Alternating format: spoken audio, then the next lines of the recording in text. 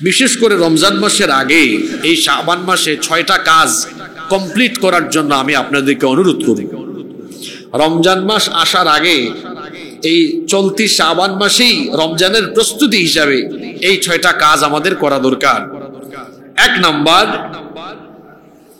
আমাদের কারো যদি পূর্ববর্তী বছরের রমজানের রোজা কাজা থাকে, বিশেষ করে মা বোনদের কাজা থাকতে পারে, আপনাদেরও থাকতে পারে, অসুস্থতা, সফর কিংবা অন্যান্য কারণে যাদের রোজা কাজা হয়ে গিয়েছিল, রমজান মাস আসার আগেই বিগত বছরের কাজা রোজাগুলো আমরা আদায় করে ফেলব ইনশাআল্লাহ। 2 নাম্বার, যে প্রস্তুতি আমরা নিব, আমাদের দেশে অনেকে রমজান মাসে যাকাত দেন, রমজানে অনেকেই যাকাত দেন, কিন্তু অসংখ্য সাহাবীরা রমাদানের রোজা আসার আগে যাকাত দিতেন, রমজান মাসের আগেই যাকাত দিতেন। কেন যাকাত দিতেন?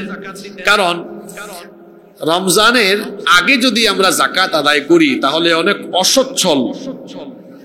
অসচ্ছল বেকার অনেক মানুষ আছে কিংবা অনেক অসচ্ছল পরিবার আছে যাদের অন্তত রমজান মাসে সুন্দর করে চলার এবং ইবাদত বন্দেগীর ব্যবস্থা হয়ে যাবে। সুবহানাল্লাহ। আপনি দিলেন গিয়ে রমজানের 20 রমজানে, রমজান তো 20টা চলেই গেল, আপনি 20 দিন আগে দেন, তাহলে এই লোকটা রমজান মাস সুন্দরভাবে কাটানোর জন্য সেও একটা পরিকল্পনা নিতে পারবে। এই জন্য রমজানের প্রস্তুতি হিসাবে আমি অনুরোধ করব, যাকাত রমজান মাসের আগেই আদায় করে ফেলুন। 3, রমজানের হিসাব নিকাশ করতে থাকেন, এতে করে নিজের মধ্যে উৎসাহ উদ্দীপনা আরম্ভ হবে। যেমন আজকে তো শাবান মাসের কত তারিখ? 14 তারিখ, তার মানে আর 14 বা 15 দিন আছে। এইভাবে করে রমজানের কাউন্টডাউন আরম্ভ করেন, তাতে করে রমজানের প্রতি এক ধরনের আগ্রহ তৈরি হবে ইনশাআল্লাহ। তারপরে 4 নাম্বার, রমজানের প্রস্তুতি হিসেবে 4 নাম্বার যে কাজ করবেন, নবী করিম সাল্লাল্লাহু আলাইহি ওয়াসাল্লাম যেভাবে শাবান মাসে রোজা রেখেছেন, আপনিও আল্লাহর নবীর অনুসরণে এই মাসে নফল সিয়াম পালনের চেষ্টা করুন। 5 নাম্বার, রমজান মাস আসার আগে সুন্দর একটা পরিকল্পনা গ্রহণ করুন, কিভাবে আপনি এবছরের রমজানকে ইফেক্টিভ করে তুলবেন। 6 নাম্বার, রমাদান আসার আগে রমাদান সম্পর্কিত পড়াশোনা একটু বাড়ান, রমাদান সম্পর্কিত দার্স, আলোচনা, সেমিনার, প্রশ্নোত্তরে অংশগ্রহণ করুন, রমাদান সম্পর্কে, রোজা সম্পর্কে বিস্তর জ্ঞান লাভ করুন।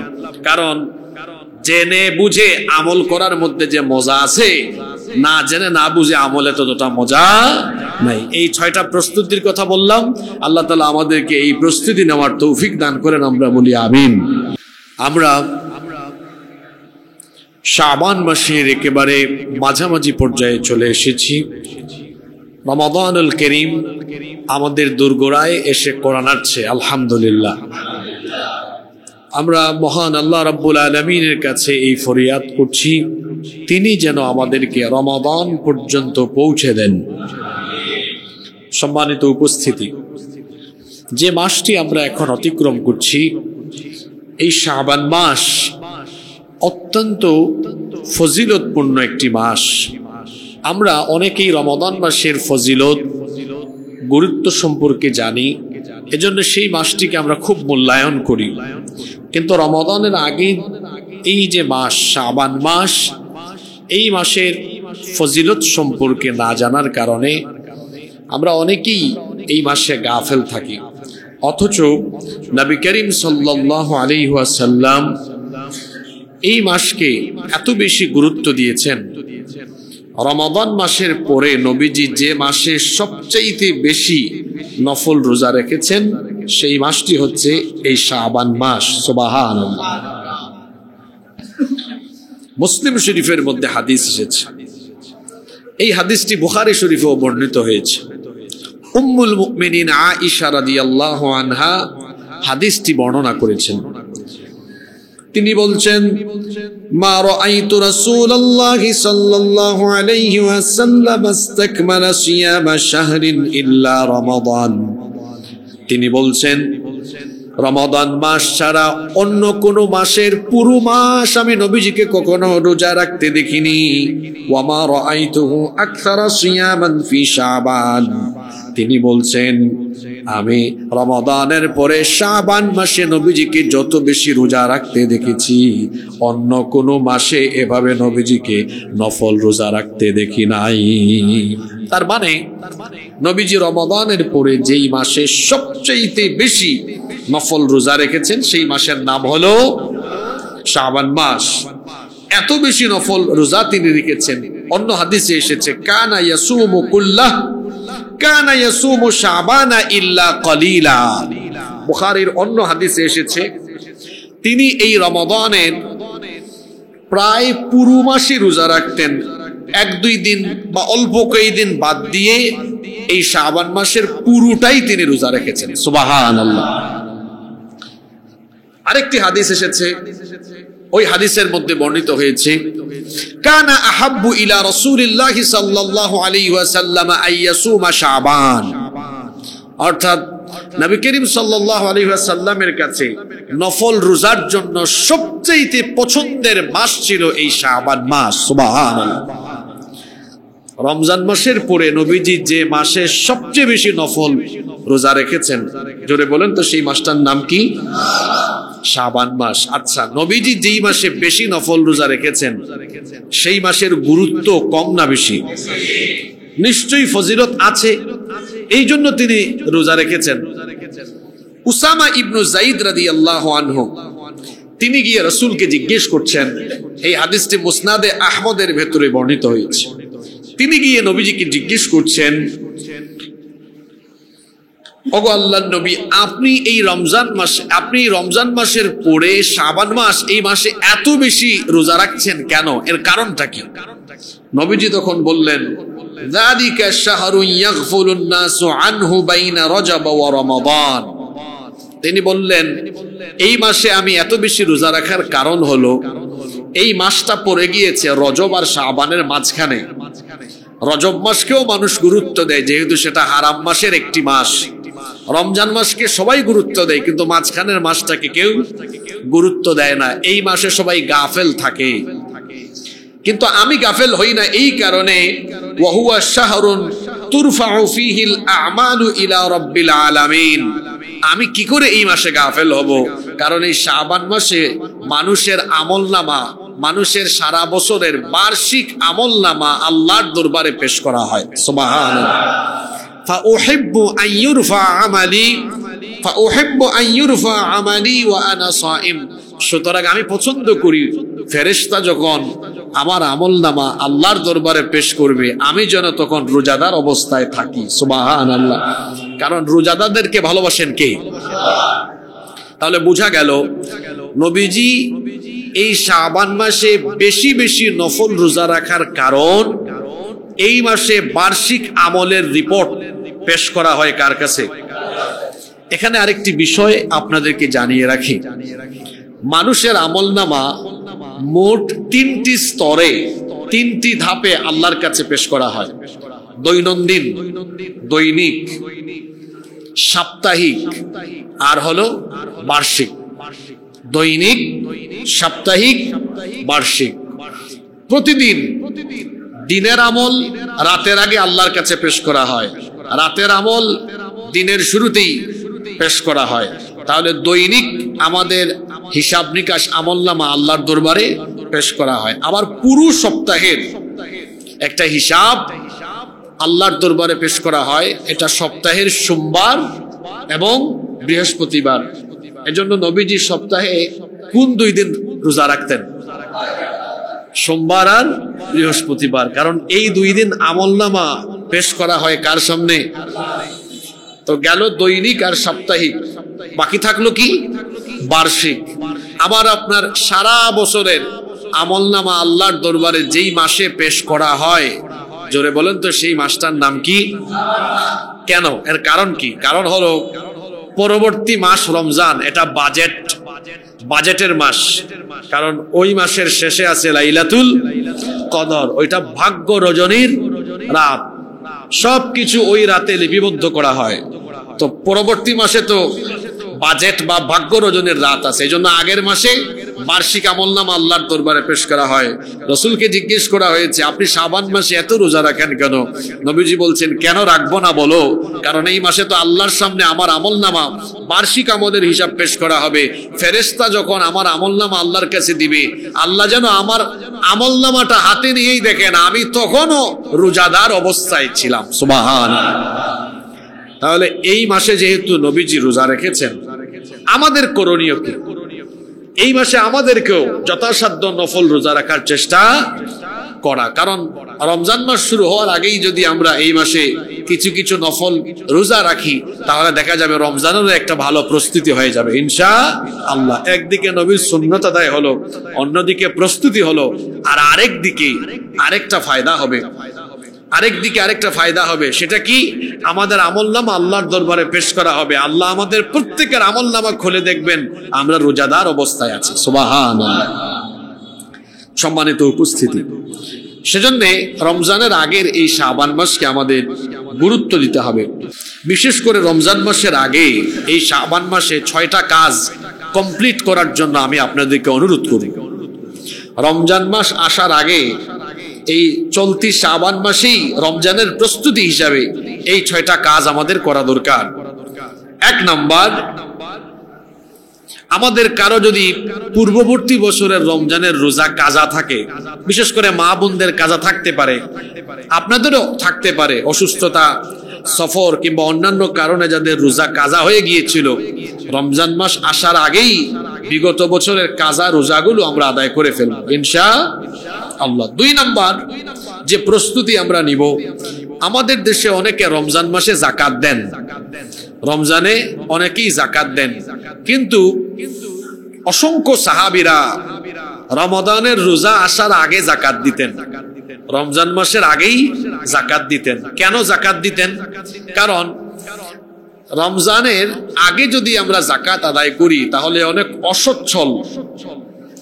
অসচ্ছল বেকার অনেক মানুষ আছে, কিংবা অনেক অসচ্ছল পরিবার আছে, যাদের অন্তত রমজান মাসে সুন্দর করে চলার এবং ইবাদত বন্দেগীর ব্যবস্থা হয়ে যাবে। সুবহানাল্লাহ।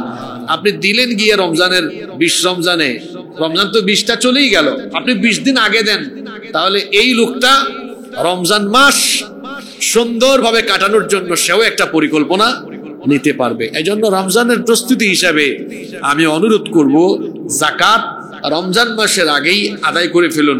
3, রমজানের হিসাব নিকাশ করতে থাকেন, এতে করে নিজের মধ্যে উৎসাহ উদ্দীপনা আরম্ভ হবে। যেমন আজকে তো শাবান মাসের কত তারিখ?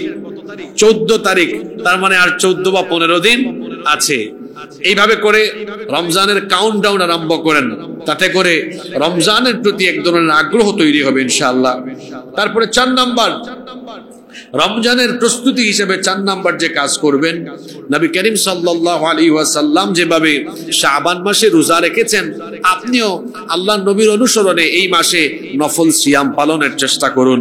5 নাম্বার, রমজান মাস আসার আগে সুন্দর একটা পরিকল্পনা গ্রহণ করুন, কিভাবে আপনি এবছরের রমজানকে ইফেক্টিভ করে তুলবেন। 6 নাম্বার, রমাদান আসার আগে রমাদান সম্পর্কিত পড়াশোনা একটু বাড়ান, রমাদান সম্পর্কিত দার্স, আলোচনা, সেমিনার, প্রশ্নোত্তরে অংশগ্রহণ করুন, রমাদান সম্পর্কে, রোজা সম্পর্কে বিস্তর জ্ঞান লাভ করুন। কারণ জেনে বুঝে আমল করার মধ্যে যে মজা আছে, না জেনে না বুঝে আমলে ততটা মজা নাই। এই 6টা প্রস্তুতির কথা বললাম, আল্লাহ তাআলা আমাদেরকে এই প্রস্তুতি নেওয়ার তৌফিক দান করেন, আমরা বলি আমিন। সম্মানিত উপস্থিতি, এই শাবান মাসের একটি বিশেষ রাত আছে, বিশেষ ফজিলতপূর্ণ একটি রাত আছে, যেই রাত হলো আজকের রাত, আজকের দিবাগত রাত। এই রাতকে আমাদের দেশের মানুষেরা বলেন শবে বরাত। শবে বরাত এই শব্দটি কোরআন কিংবা হাদিসের কোনো পরিভাষা নয়। কোরআনে কারিমে এই শবে বরাত সম্পর্কিত কোনো আলোচনা না থাকলেও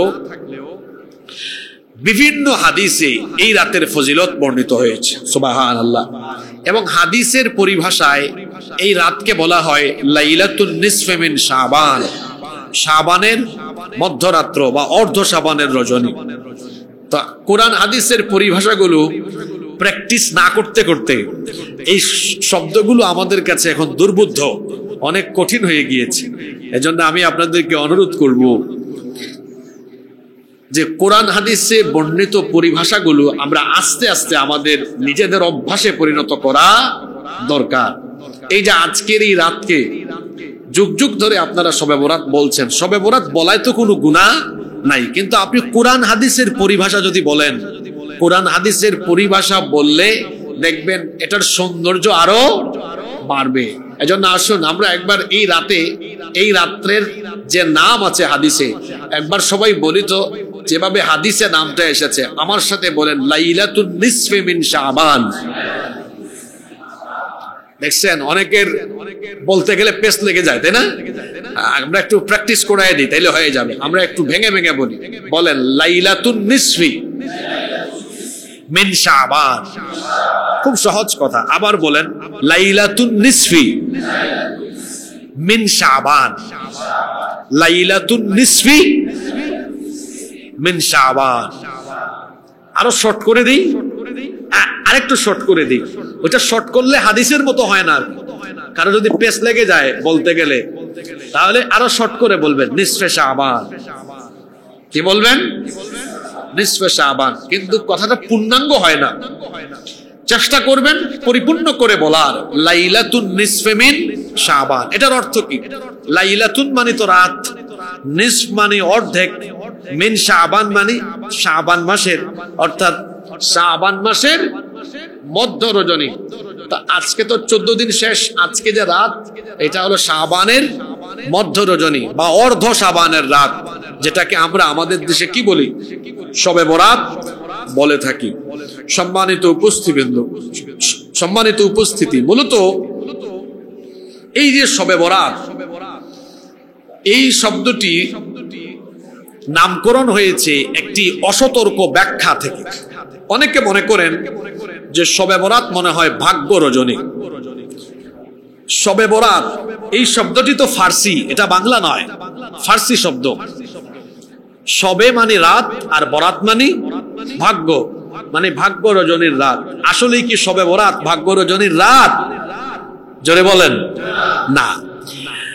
খেয়াল করুন, আমাদের দেশে এই শবে বরাত বা লাইলাতুন নিসফে মিন শাবান, অর্ধ শাবানের রাত, এই মধ্য শাবানের রজনীকে ঘিরে রয়েছে বাড়াবাড়ি, সীমালঙ্ঘন, আবার রয়েছে ছাড়াছাড়ি। দুই গ্রুপ আছে। এক গ্রুপ শবে বরাত স্বীকারই করে না, বলে শবে বরাত বলতে ইসলামে কিছুই নাই। এরা আসলে এরাও সীমালঙ্ঘনকারী, কারণ এরা ছাড়তে ছাড়তে সব ছেড়ে দিয়েছে।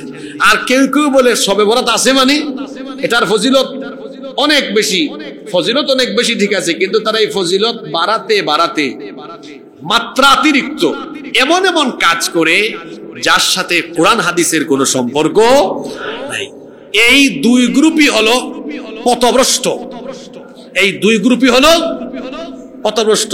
যারা মনে করে শবে বরাত ইসলামেই নাই, কোরআন হাদিসে নাই, এরাও সঠিক বিষয়টা জানে না। আবার যারা মনে করে আছে, আর আছে মনে করে করতে করতে করতে করতে এমন জায়গায় নিয়ে যায় যার সাথে কোরআন বা হাদিসের কোনো সম্পর্ক নাই। তাহলে আমরা থাকবো কোন দলে? আমরা থাকবো সেই দলে এটার ফজিলত যতটুকু আছে আমরা ঠিক ততটুকু ফজিলত জেনে তারপরে এর উপরে থাকবো, বাড়াবো না, কমাবো না। সম্মানিত উপস্থিতি, মূলত একটি অসতর্ক ব্যাখ্যা থেকে এই শবে বরাতের নাম হয়েছে। কিন্তু কেউ যদি এটাকে আরবিতে বলে লাইলাতুল বারাআহ বা লাইলাতুল বরাত, অসুবিধা নাই। তো আরবিতে তো লাইলাতুন মানে রাত আর বারাআহ মানে মুক্তি, তাহলে অর্থ হবে মুক্তির রাত, ক্ষমার রাত। আসলে হাদিসেও আছে এই রাত হলো মুক্তির রাত, এই রাত ক্ষমার রাত। আল্লাহ দুই শ্রেণীর মানুষ ছাড়া বাদ বাকি সবাইকে এই রাতে মাফ করে দেন। সুবহানাল্লাহ। তাহলে তো বোঝা গেল লাইলাতুল বরাত বললে কোনো অসুবিধা নাই, অর্থ ঠিকই আছে। লাইলাতুল বরাত মানে মুক্তির রাত, ক্ষমার রাত। ওই পেশ লাগে ফার্সিতে যখন বলে শবে বরাত, তখন ফার্সিতে বাংলা করলে পরে, এই ফার্সি বলার পরে এটাকে বাংলা অনুবাদ করলে অর্থ দাঁড়ায় কি? ভাগ্য রজনী। মূলত সূরা দুখানের 3 এবং 4 নম্বর আয়াতের অপব্যাখ্যা থেকে এর নামকরণ হতে পারে। সূরা দুখানের 3 এবং 4 নম্বর আয়াতে বলা হয়েছে ইন্না আনজালনাহু ফি লাইলাতিন মুবারাকাতিন ইন্না কুন্না মুনযিরিন ফিহা ইউফরাকু কুল্লু আমরিন হাকীম। ইন্না আনজালনাহু ফি লাইলাতিন মুবারাকাহ, নিশ্চয়ই এই কোরআনকে আমি এক বরকতময় রজনীতে নাজিল করেছি। এখানে কেউ কেউ লাইলাতুল মুবারাকা দ্বারা শবে বরাতকে উদ্দেশ্য করেন না, এখানে লাইলাতুল মুবারাকা বরকতময় রাত দ্বারা কুরআন নাজিলের রাত উদ্দেশ্য। আর কুরআন কোন রাতে নাজিল হয়েছে সেই রাতের কথা স্পেসিফিক সুনির্দিষ্ট করে কোরআনে বলা আছে না নাই? সেই রাত কোন রাত? আল্লাহ তো ওই রাতের নামে সূরাও দিয়েছেন, ইন্না আনজালনাহু ফি লাইলাতিল কদর, নিশ্চয়ই এই কোরআনকে কদরের রাতে নাজিল হয়েছে। সুতরাং যেখানে আল্লাহ কোরআনে সুনির্দিষ্ট করে বলেছেন কদরের রাতেই কোরআন নাজিল হয়েছে, সুতরাং শবে বরাতে কোরআন নাজিল হয়েছে এটা বলা কোরআনের অপব্যাখ্যা আর বাড়াবাড়ি ছাড়া আসলে আর কিছুই না। এখন আমরা প্রশ্ন করতে পারি যে কদরের রাতে কোরআন নাজিল হয়েছে, তো সেই কদরের রাত কি শাবান মাসে না রমজান মাসে? এই জবাবও কোরআনে আছে। শাহরু রমাদানাল্লাযী উনজিলা ফীহিল কুরআন ইলা আখিরিল আয়া, রমজান মাস, এই মাসে কোরআন নাজিল করেছেন কে? তো যদি লাইলাতুল কদর শাবানের ভেতরে থাকতো তাহলে কোরআনের আয়াত এভাবে নাজিল হতো, শাহরু শাবান আল্লাযী উনজিলা ফীহিল কুরআন। কিন্তু এখানে তো শাহরু শাবান নাই, আছে শাহরু রমাদান আল্লাযী উনজিলা ফীহিল কুরআন। আমি কথাগুলো এজন্য বলছি, এখন তো ফেসবুক ইউটিউব আছে, এই ফেসবুক ইউটিউবে আপনারা দেখবেন অনেক সময় অনেক হুজুররাও এই আয়াতগুলোর, এই যে ইন্না আনজালনাহু ফি লাইলাতিন মুবারাকা বলে, তারপর বলে এই রাত দ্বারা শবে বরাত উদ্দেশ্য। আশ্চর্য কথা ভাই, যে সকল বিষয়গুলো কোরআনে স্পষ্ট করা আছে ওখানে আপনি নিজে পেছ লাগান কেন? হুদাই মানুষকে আর যন্ত্রণায় ফেলিয়েন না। যদি বিষয়টা কোরআনে না থাকতো তাহলে আপনি বলতে পারতেন, তো বিষয়টা তো কোরআনেই আছে। কোরআন নাজিল হয়েছে কোন রাতে? সবাই বলেন, কোরআনে সুনির্দিষ্ট করে বলা আছে না? আচ্ছা, আবার ওই রাতটা কোন মাসে, ওই মাসের কথাও বলা আছে, শাহরু রমাদান আল্লাযী উনজিলা ফীহিল কুরআন। এবার যে কদরের রাতে কোরআন নাজিল হয়েছে সেই রাতের ব্যাপারে আল্লাহ সূরা দুখানের পরবর্তী আয়াতে অর্থাৎ 4 নম্বর আয়াতে বলছেন, ফিহা ইউফরাকু কুল্লু আমরিন হাকীম, এই কোরআন নাজিলের এই রাতে সকল বিষয়ের চূড়ান্ত ফয়সালা করা হয়, অর্থাৎ এই রাত হলো ভাগ্য রজনীর রাত। সুবহানাল্লাহ। তাহলে ভাগ্য রজনীর রাত শবে বরাত না শবে কদর? জোরে বলেন, শবে বরাত না শবে কদর? শবে কদর, লাইলাতুল কদর। সুতরাং লাইলাতুন নিসফে মিন শাবান বা শবে কদর, শবে বরাত যেটা আমরা বলি আমাদের দেশে, এই শবে বরাতকে ভাগ্য রজনীর রাত বলা এটা কি যথোপযুক্ত না বাড়াবাড়ি? জোরে বলেন। তাহলে প্রশ্ন হতে পারে, হুজুর তাহলে এই রাতের কি কোনো ফজিলত নাই? অবশ্যই আছে। এই লাইলাতুন নিসফে মিন শাবান, অর্ধ শাবানের রাত, মধ্য শাবানের রাত, বা আমরা আমাদের দেশে যে রাতকে বলি শবে বরাত, এই শবে বরাত, এই রাতটি অত্যন্ত বরকতময় এবং ফজিলতপূর্ণ। এই রাত হলো রহমত আর মাগফিরাতের রাত। সুবহানাল্লাহ। কারণ এই রাতের ব্যাপারে হাদিস বর্ণিত হয়েছে, আল্লাহর রাসূল বলেছেন, ইয়াত্তালিউল্লাহু ইলা খালকিহি ফি লাইলাতিন নিসফি মিন শাবান ফায়াগফিরু লিজামিই খালকিহি ইল্লা লিমুশরিকিন আও মুশাহিন। আল্লাহর নবী বলেছেন, নিশ্চয়ই আল্লাহ তাআলা শাবানের মধ্য রজনীতে তার সৃষ্টির দিকে তিনি দৃষ্টিপাত করেন, অতঃপর 2 শ্রেণীর মানুষ ছাড়া বাকি সবাইকে তিনি ক্ষমা করে দেন। এই মধ্য শাবানের রজনীতে যে 2 শ্রেণীকে আল্লাহ মাফ করেন না, এর মধ্যে 1 শ্রেণী হচ্ছে মুশরিক, যারা আল্লাহর সাথে শিরক করে। 2 নম্বর শ্রেণী হলো যারা অন্তরের মধ্যে অন্য মুসলমানের প্রতি হিংসা বিদ্বেষ লালন করে। এই 2 শ্রেণীর মানুষ ছাড়া এই রাতে বাদবাকি সবাইকে যিনি মাফ করে দেন তিনি কে? তাহলে হাদিস থেকে বোঝা গেল এটা ফজিলতপূর্ণ রাত। এটা 1 নম্বরে রহমতের রাত। রহমত কিসের রাত? কারণ এই রাতে আল্লাহ রহমতের নজরে সৃষ্টিকুলের দিকে তাকান। সুবহানাল্লাহ বলবেন না? এই হাদিস থেকে 1 নম্বর ফজিলত বের করলাম, এটা রহমতের রাত। এই হাদিস থেকে 2 নম্বর যে ফজিলত আমরা বের করলাম সেটা হলো এটা ক্ষমার রাত, মাগফিরাতের রাত। আল্লাহ এই রাতে ক্ষমা করেন, তবে 2 শ্রেণীকে আল্লাহ ক্ষমা করেন না। এই 2 শ্রেণী শবে বরাতে মাফ পাবে না, এরা ক্ষমা পাবে না, এরা ক্ষমা থেকে বঞ্চিত। তারা কারা? 1 নম্বর কারা? জোরে বলেন, 1 নম্বর কারা?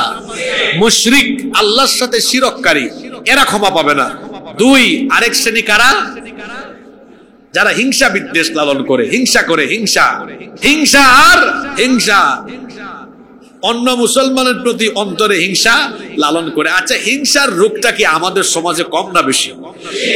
আপনাদের কথা কি বলতাম, আমাদের মতো হুজুরদের ভিতরেও হিংসা আছে, এবং বিশেষ বিশেষ ক্ষেত্রে আমি দেখেছি হুজুররা আরো বেশি হিংসিত হয় কিছু কিছু ক্ষেত্রে। তো হিংসা এটা বড় মারাত্মক ব্যাধি।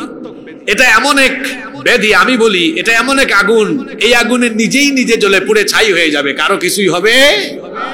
এটা বড় মারাত্মক রোগ, হিংসা, নিন্দা। তো এই 2 শ্রেণী ছাড়া আল্লাহ সবাইকে মাফ করে দেন। সম্মানিত উপস্থিতি, সম্মানিত মুসল্লিবৃন্দ, আজকের এই শবে বরাতে, আজকের এই লাইলাতুন নিসফি মিন শাবান, অর্ধ শাবানের রজনী, আজকের এই শবে বরাতের রাতে সবাই মাফ পেলেও এই 2 শ্রেণীর মানুষকে আল্লাহ মাফ করবেন না। এরা আল্লাহর ক্ষমা থেকে বঞ্চিত হবে, এরা আল্লাহর রহমত থেকেও বঞ্চিত হবে। 1 নাম্বার যারা আল্লাহর সাথে শিরিক করে, এরা মাফ পাবে না, এরা কোনো ক্ষমা পাবে না। আজকের এই শবে বরাতের রাতে আল্লাহ সবাইকে মাফ করলেও আল্লাহ এদেরকে মাফ করবেন না, কারণ কবিরা গুনাহের মধ্যে সবচাইতে বড় কবিরা গুনার নাম হলো আল্লাহর সাথে শিরক করা। আকবারুল কাবাইরি আশ-শিরকু বিল্লাহ। যারা আল্লাহর সাথে শিরক করে তারা এই রাতে কোনো ক্ষমা পাবে না। 2 নাম্বার, যারা অন্য মুসলমানের প্রতি অন্তরের মধ্যে হিংসা বিদ্বেষ লালন করে, হিংসা নিন্দা জমা করে রাখে, এদেরকে আল্লাহ তাআলা এই রাতে ক্ষমা করবেন না। হিংসা করে তার পাশের বাড়ির একজন তার থেকে আগায় গেছে, দেখতেই পারে না, হিংসা আর হিংসা। একসাথে পড়ালেখা করলো, একজন এগিয়ে গিয়েছে, দেখলেই তার অন্তরে জ্বালা পোড়া শুরু হয়, এ ক্ষমা পাবে না। সে অন্য যে কোনো মুসলমানের প্রতি কোনো বিষয় নিয়ে যদি সে হিংসা নিন্দা তার অন্তরে জমা রাখে, এই হিংসুককে আল্লাহ তাআলা আজকের এই শবে বরাতের রাতে কোনোভাবেই না। তবে তারা যদি তওবা করে ফিরে আসে সেটা ভিন্ন কথা, মাফ করে দিবেন কে? তওবাকারীদেরকে তো আল্লাহ মাফ করেন।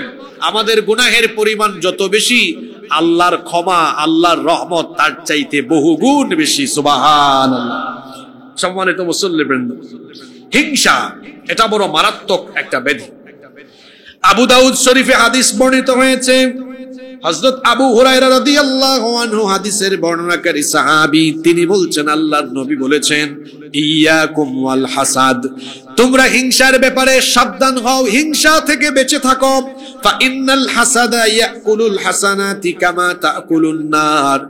এত সুন্দর উপমা আল্লাহর নবী দিয়েছেন, আগুন যেমন আবর্জনাকে জ্বালিয়ে পুড়িয়ে ছাই করে দেয়, তেমনি হিংসা নিন্দা একজন মানুষের যত নেক আমল আছে সকল নেক আমলগুলোকে জ্বালিয়ে পুড়িয়ে ধ্বংস করে দেয়। কত মারাত্মক! একজন সুবহানাল্লাহ পড়ছে, উনি জিমাই জিমাই ওয়াজ শুনে। কোথায় সুবহানাল্লাহ বলা লাগে আর কোথায় মাআদাল্লাহ বলা লাগে এটাও জানতে হবে। এখানে বলতে পারেন মাআদাল্লাহ, আল্লাহ হেফাজত করেন, তাই না? আল্লাহর কাছে পানাহ চাই, এটা বলতে পারেন। তো ঘুমায় যাবেন না আবার, কারণ এমনিতেই তো জুমার দিনে কুরআন হাদিসের আলোচনা শুরু হলে সাকিনা নাজিল হওয়া আরম্ভ হয়, এই সাকিনা পাই আবার ঘুমায় যাবেন না, একটু সজাগ থাকেন। কি বলা হলো এই হাদিসে? দেখেন, এটা এমন এক পাপ, আপনার কষ্ট করে করে করা নেক আমলগুলো এই বদামলের কারণে ধ্বংস হয়ে যায়। আপনার রাত জাগা তাহাজ্জুদ, আপনার কষ্ট করে 5 ওয়াক্ত নামাজে আসা, আপনার রোজা রাখা, আপনার দিনের পথে চলা, নেক আমলের মধ্যে কষ্ট আছে না ভাই? কষ্ট ছাড়া আমল হয় নাকি? কষ্ট ছাড়া তো কোনো আমল হয় না। এই যে কষ্ট করে করে করা নেক আমলগুলো জ্বলে পুড়ে ছাই হবে, ধ্বংস হয়ে যাবে। কি থাকলে অন্তরে?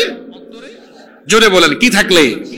চিন্তা করেছেন আমার আপনার কষ্ট করে করে কষ্ট করে করে করা নেকামল গুলো সব বরবাদ হয়ে যাবে শুধু যদি আমার আপনার অন্তরে কি থাকে, হিংসা থাকে। তাহলে চিন্তা করেন তো, হিংসুকদের মতো ব্যাকুল দুনিয়াতে আর কেউ নাই।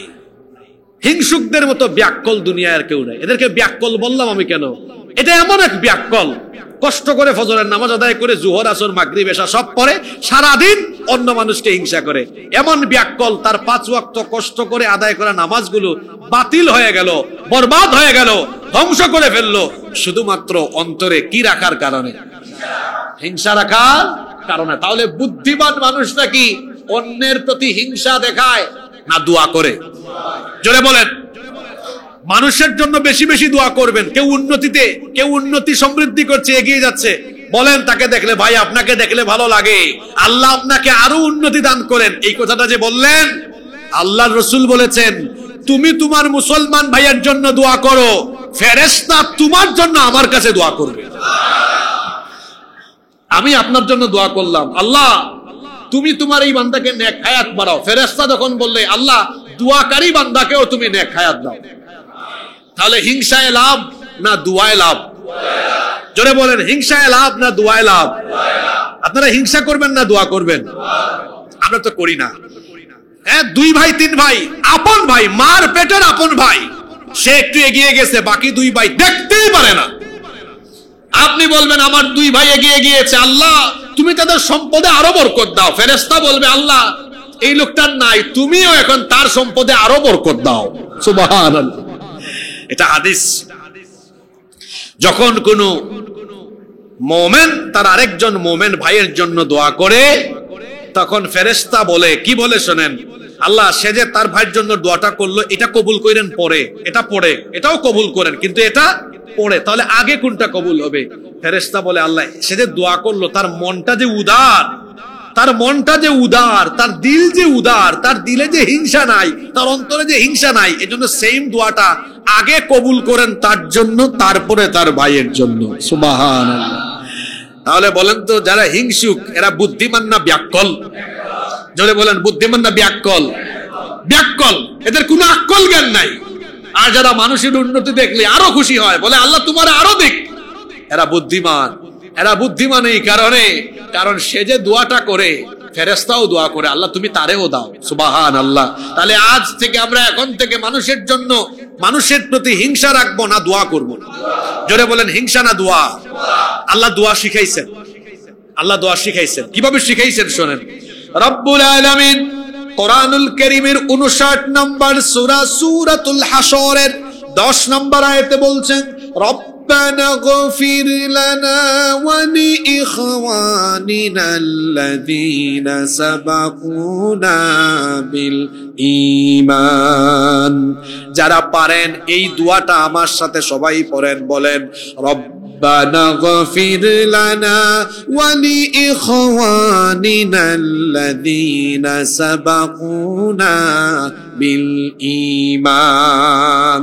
এই দোয়াটা পড়েন, যারা পারেন না তারাও আমার সাথে বলেন, বললেই লাভ। আমি কেমনে লাভ বলি? এই যে বলতেছেন, আল্লাহ আমাকে মাফ করো আর আমার ভাই যারা ইমানদার, দুনিয়ার সব ইমানদার ভাইকে মাফ করো। এখন আমরা বলবো আর ফেরেশতা বলবে, আল্লাহ ফজুমিয়া মসজিদে থাকা প্রত্যেকটা মুসলমানকে তুমি আগে মাফ করো।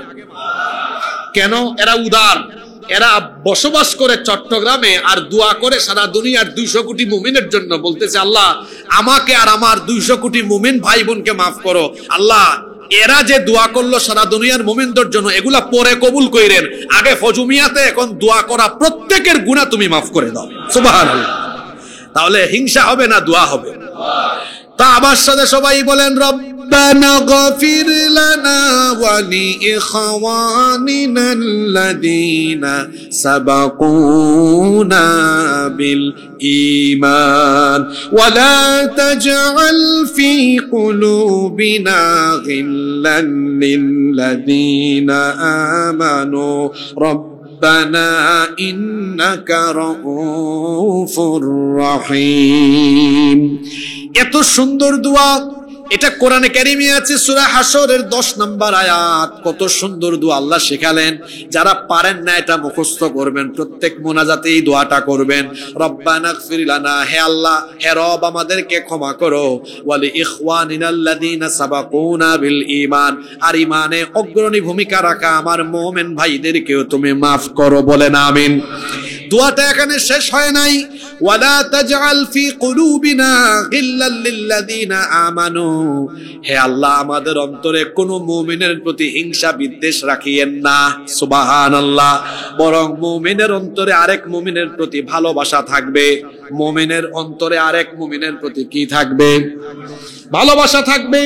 যারা অন্য মুসলমানকে আল্লাহর সন্তুষ্টির জন্য ভালোবাসবে, এক হাদিসে এসেছে আল্লাহর নবী বলেছেন কিয়ামতের দিন আল্লাহ তাআলা তাদেরকে নূরের তৈরি আসনের মধ্যে সমাসীন করে দিবেন।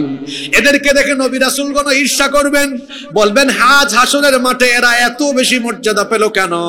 বলা হবে এরা হচ্ছে সেই সকল মানুষ, এদের দিল আর মন এত উদার, এরা কারো প্রতিহিংসা রাখতো না, বরং তারা তাদের মুমিন ভাইদেরকে ভালোবাসতো, মহব্বত করত। এই জন্য হাসরের মাঠে আল্লাহ তাদেরকে আজ এই সম্মান দিয়েছেন। তাহলে আমাদের অন্তরে অন্য মুসলমানের প্রতি হিংসা থাকবে না ভালোবাসা থাকবে? ভালোবাসা থাকবে। ভালোবাসবো, আমরা একজন আরেকজনকে ভালোবাসবো। এই ভালোবাসাটা কেমন হবে? আমি আমার জন্য যা পছন্দ করি, আমার ভাইয়ের জন্য আমি তা পছন্দ করব, আমি তাকে মহব্বত করব, তার সাথে আমার সুন্দর সম্পর্ক থাকবে, আমি তার সাথে সব রকমের ভালো আচরণ করব। অসুস্থ হয়েছে, আমি আমার ভাইকে দেখতে যাব, আমার ভাই অভাব অনটনে আছে, আমার সামর্থ্য থাকলে আমার ভাইকে আমি সহযোগিতা করব, আমার জবান দিয়ে হাত দিয়ে আমি কখনো আমার ভাইকে কষ্ট দিব না, আমি আমার সাধ্যমতো আমার ভাইকে ভালোবাসবো, তার প্রতি আন্তরিকতা দেখাবো, হিংসা করব না, আমি তার জন্য দোয়া করব। একবার আল্লাহর নবী সাইয়েদনা আনাস রাদিয়াল্লাহু আনহুকে ডেকে বলছেন, শুনতেছেন আপনারা? শুনেন, ভালোবাসা আর দোয়া দেখালে কি উপকারটা হয়। নবীজি আনাসকে ডাকলেন, ডেকে খুব আদর করে বললেন, ইয়া বুনাই, হে কলিজার টুকরা, ইন কদরতা আন তুসবিহা ওয়া তুমসিয়া লাইসা ফি কলবিকা গিশশুন লিআহাদিন ফাফআল। আনাস, যদি সম্ভব হয় তোমার জন্য সকাল সন্ধ্যায় মানুষকে ক্ষমা করো, অন্তরের মধ্যে কারো প্রতি বিদ্বেষ রাখিও না, হিংসা রাখিও না। এরপরে আনাস রাদিয়াল্লাহু আনহু বলছেন, নবীজি এই কথা আমাকে বললেন যে সকাল সন্ধ্যায় মানুষকে ক্ষমা করো, কারো উপর হিংসা বিদ্বেষ রাখিও না। যদি এটা করো, মনে রেখো আনাস, যালিকা মিন সুন্নতি, এটা আমার সুন্নত।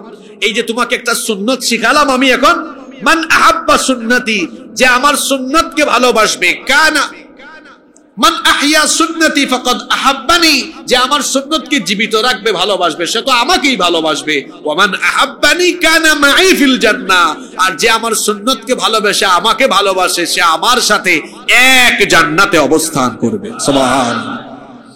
নবীজি আনাসকে শিখানোর মাধ্যমে, আনাস রাদিয়াল্লাহু আনহুকে শিখানোর মাধ্যমে আসলে আমাদেরকেও বিষয়টা শিখিয়েছেন। সকাল সন্ধ্যায় কারো প্রতি হিংসা আমরা রাখবো না, শুধু হবে ভালোবাসা আর দোয়া, ভালোবাসা আর দোয়া। ইসলাম ভালোবাসা শেখায় কি শিখায় না? আরে হায়, আজকে একদিনে পড়ে গেছে 2 কাপ। যুবকরা করবে কোনটা তারা নিজেরাও বুঝতেছে না। একদিকে তো আজকে এক নাপাক আর বেহায়া দিবস, তাই না? তবে মনে রাখবেন, এটার নাম ভালোবাসা দিবস না, এটার প্রকৃত নাম হলো না।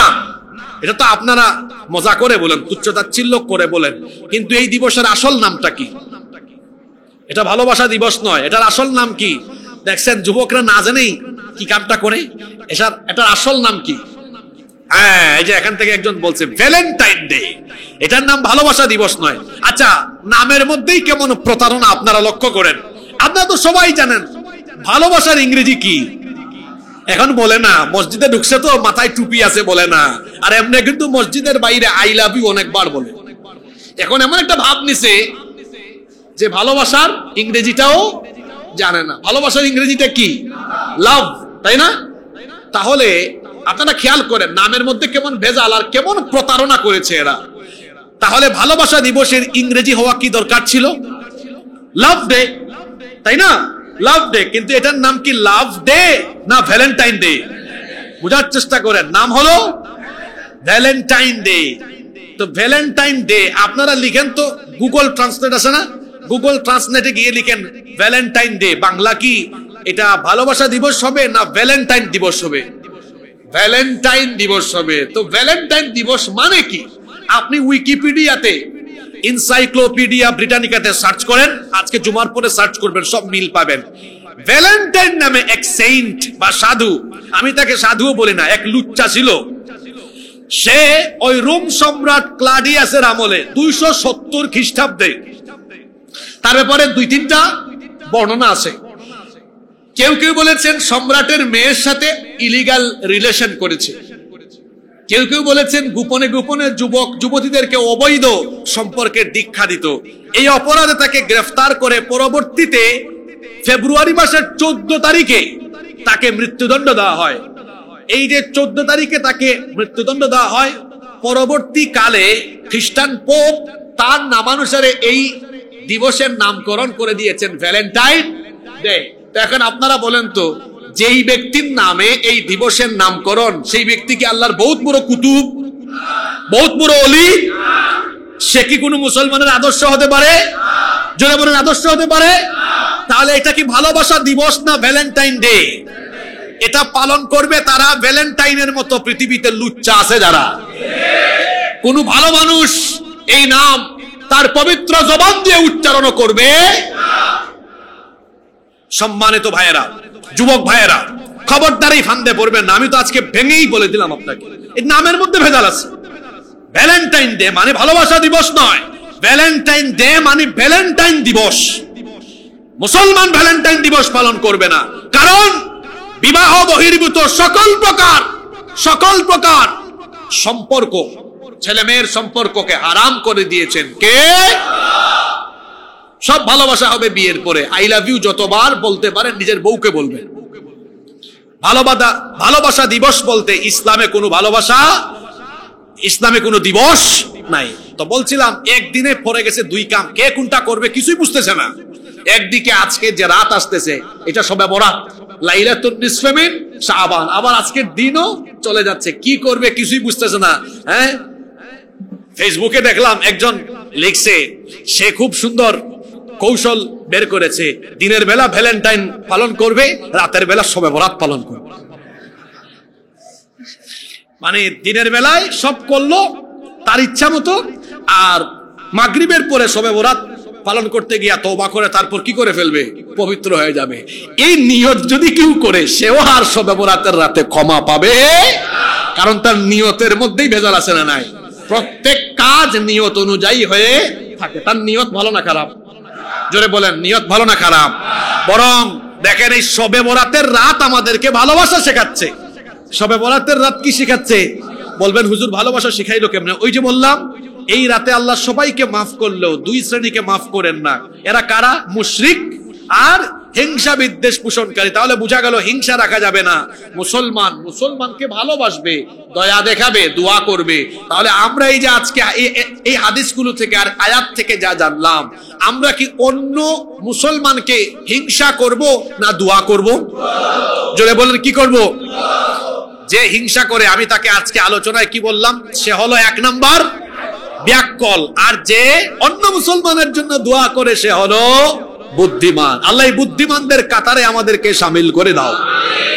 আচ্ছা, এবার প্রশ্ন হতে পারে যে শবে বরাতের এই রাতে আমরা কি কোনো আমল করব কিনা, আমরা কি করতে পারি? সম্মানিত উপস্থিতি, আমি তো আগেই বলেছি যে এই রাত নিয়ে আমরা সীমা লঙ্ঘন করব না, বাড়াবাড়ি করব না, আবার ছাড়াছাড়িও করব না। আমরা হচ্ছি ওই দলে, যতটুকু আছে ঠিক ততটুকুতেই আমরা থাকবো ইনশাআল্লাহ। তাহলে হাদিস থেকে জানলাম এই রাতে রহমত, মাগফিরাত পাওয়া যায়, রহমত পাওয়া যায়, যেহেতু আল্লাহ রহমতের নজরে তাকান। আর মাগফিরাত পাওয়া যায়, ক্ষমা। আল্লাহ তাআলা মুশরিক আর হিংসুক ছাড়া সবাইকে কি করে দেন? মাফ করে দেন। সুতরাং এই 2 কাজ থেকে মুক্ত থাকতে হবে। যদি অন্যান্য মানুষের প্রতি হিংসা নিন্দা রেখে মানুষের ক্ষতি করেন, আপনার তওবাও কবুল হবে না। কারণ বান্দার হক নষ্ট করে আল্লাহর কাছে তওবা করলে আল্লাহ কি মাফ করে দিবেন? না।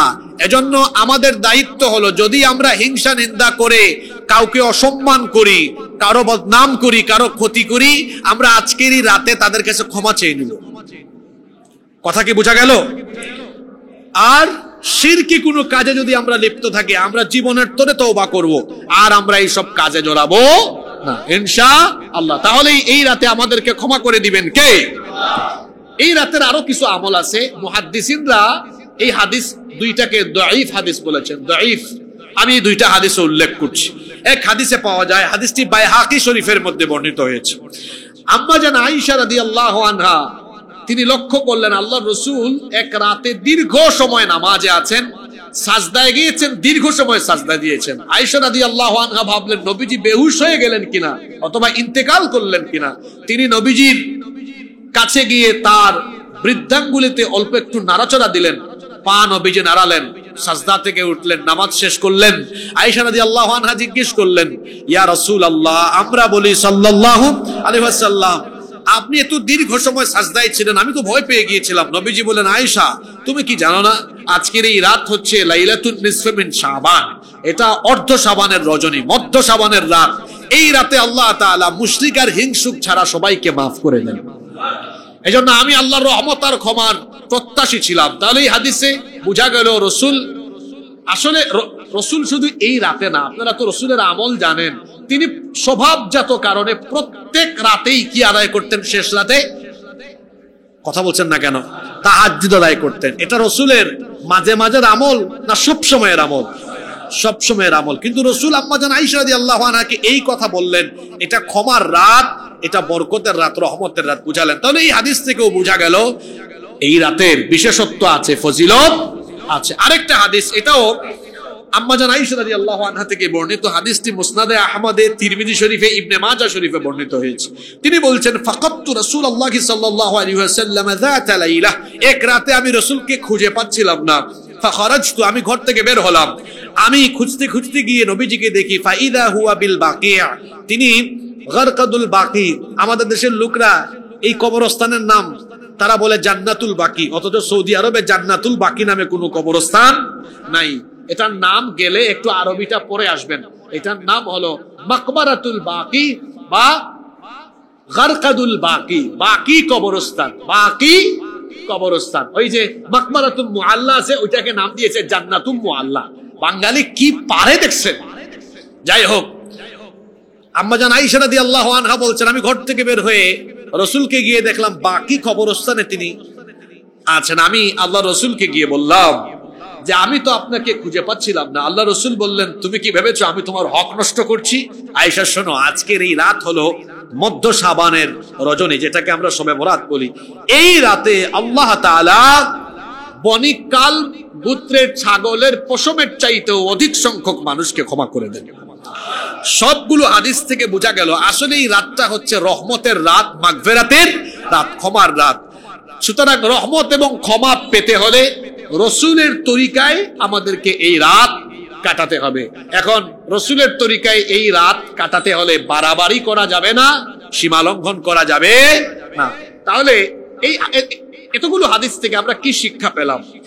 এই হাদিসগুলো থেকে আমরা শিক্ষা পেলাম আমরা এই রাতকে কাটাবো কিভাবে। আমরা এই রাতকে কাটাবো নবীজির তরিকায়। আমি তো আগেই বললাম, যদি হিংসা নিন্দা করে কাউকে আঘাত করেন তার থেকে মাফ চান, শিরকি কর্মকাণ্ড থেকে নিজেকে চিরতরে মুক্ত করে তারপরে আল্লাহর কাছে তওবা করতে হবে। এছাড়া সাহাবী, তাবিঈন বা আমাদের পূর্ববর্তীদের অনেকেই এই রাতে একাকী নফল নামাজ আদায় করেছেন। সুতরাং কেউ যদি এই রাতে একাকী একা একা নফল নামাজ আদায় করে তাতে কোনো অসুবিধা নাই। এমনকি অনেকে রোজাও রাখে। আমি তো আগেই বলেছি, নবীজি রমজান মাসের পরে কোন মাসে সবচেয়ে বেশি নফল রোজা রেখেছেন?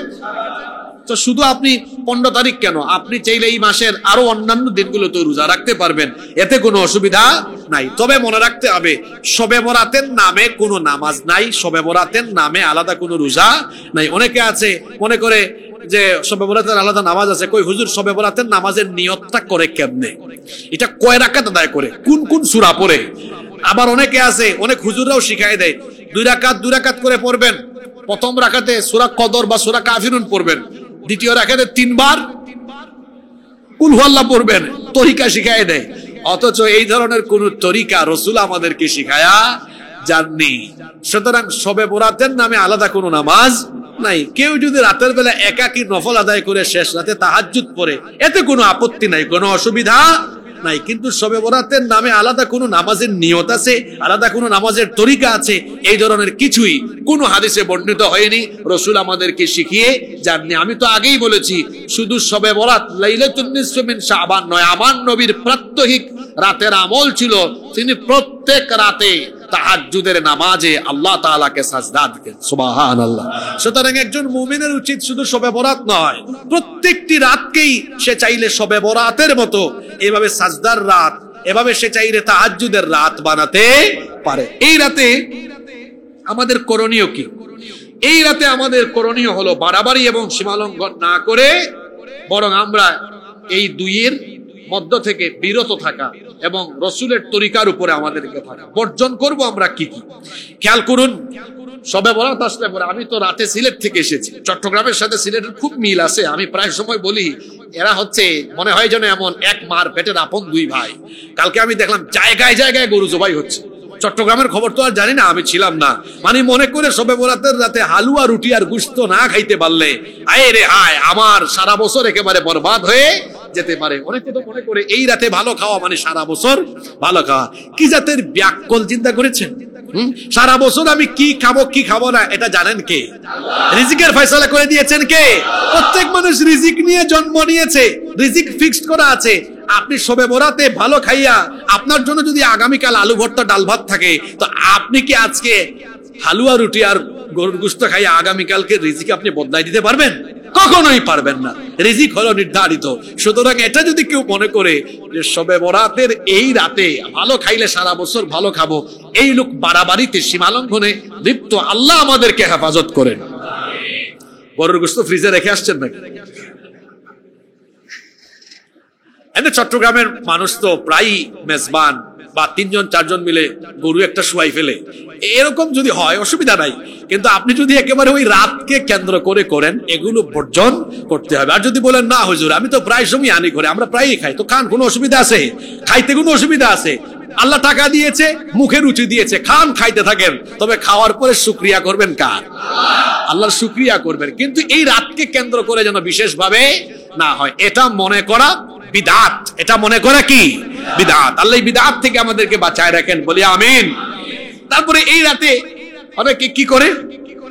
মসজিদ সাজায়, কবরস্থান সাজায়, ওই যে লাইটিং করে বাড়ি সাজায়। এগুলো সীমালঙ্ঘন, বাড়াবাড়ি, এগুলো করা যাবে না। তারপরে আরো কি করে? আগরবাতি ঘরে ঘরে জ্বালায়, দোকানপাটে জ্বালায়, আর বলে আজকে আমাদের মরে যাওয়া সব লোকদের আত্মা ফিরে আসবে। আমি একবার একজনকে পাইলাম, বললাম আজকে রাতে কয়জনের আত্মা দেখছেন আপনি? কয় একজনও দেখি নাই। তো আপনি না অপেক্ষায় আছেন? আচ্ছা বলেন তো, কোন মানুষ কবরে যাওয়ার পরে আসতে পারবে? হ্যাঁ, আসলে কি আপনারা ঠিক থাকতেন নাকি? এখন যদি আমার আলোচনা চলা অবস্থায় কবর থেকে একজন উঠে, আপনারা আমারে ফালাইয়া থুইয়া দৌড় মারবেন, বলবেন কি এর ওয়াজ আর কি এর নামাজ, আগে জান বাঁচাই। মরা ব্যক্তি, মৃত ব্যক্তি, সে আর কখনো দুনিয়ায় ফিরে আসতে পারবে? এটা অসম্ভব, সে ফিরে আসতে পারবে না। সুতরাং আগরবাতি জ্বালাইয়া আপনি মনে করবেন আজকে তার আত্মা ঘরে ঘরে ফিরে আসবে, এটা সীমালঙ্ঘন, বাড়াবাড়ি ছাড়া আর কিছুই।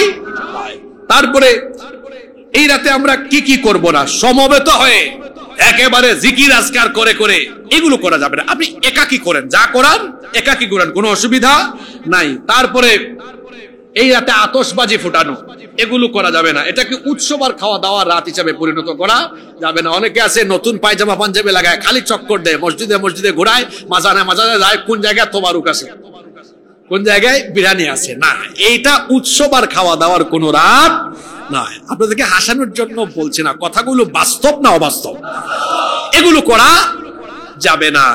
অনেকে আছে সারা রাত টুপি পরে পাঞ্জাবি পরে ঘুরায়, তারপরে ফজরের 1 ঘন্টা আগে চোখ কষিয়া তার বেডরুমের ঢুকে তারপর ঘুমায়। তো বলেন তো, সারা জীবনের নফল নামাজকে একত্রিত করলে এক রাকাত ফরজের সমান হবে? জোরে বলেন হবে? হবে না। সুতরাং আগে ফরজ ঠিক রাখতে হবে। আগে কি ঠিক রাখতে হবে? ফরজ। এরপরে নফল নিয়ে চিন্তা ভাবনা করতে হবে। আমরা আজকে শাবান মাস নিয়ে কথা বললাম, শাবান মাসের ফজিলত নিয়ে কথা বললাম। আর লাইলাতুন নিসফি মিন শাবান, একবার বলেন তো দেখি আজকের রাতের নাম কি আরবিতে? বলেন, মাশাআল্লাহ, লাইলাতুন নিসফি মিন শাবান, এটা আজকের রাত, এই যে আজকের দিবাগত রাত। আমরা সীমালঙ্ঘন বাড়াবাড়ি থেকে মুক্ত হয়ে আমরা যেন সুন্নাহ তরিকায় থাকতে পারি। আল্লাহ আমাদের সকলকে তৌফিক দান করেন।